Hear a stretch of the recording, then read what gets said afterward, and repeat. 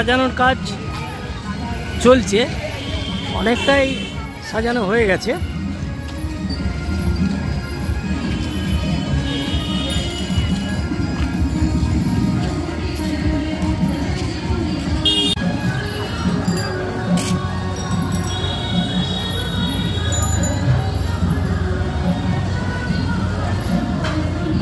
বাজে 11:30।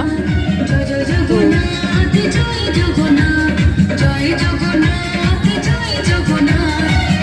জগন্নাথ দেব এখন মন্দিরে আছে, পূজা পাঠ চলছে। আর এখানে জগন্নাথ বলরাম সুভদ্রাকে রথের মধ্যে বসিয়ে ভক্তরা যারা মন্দিরে যাচ্ছেন না তারা রথের মধ্যে পুজো দিচ্ছে।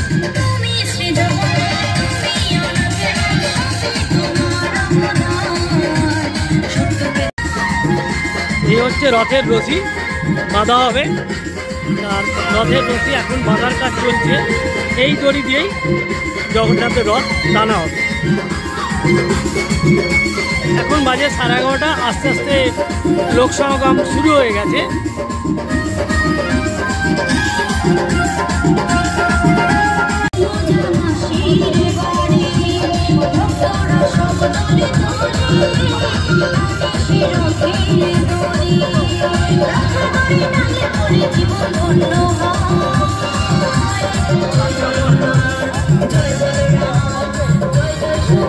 রথের রশি দড়িতে বাঁধা হচ্ছে।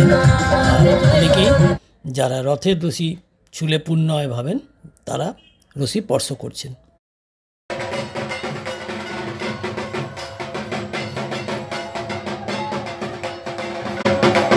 ততক্ষণ আমরা মন্দিরে চলে এলাম। আমি একটু মন্দিরে চলে এলাম, জগন্নাথ দেবের পূজা পাঠ চলছে সেটা দেখার জন্য।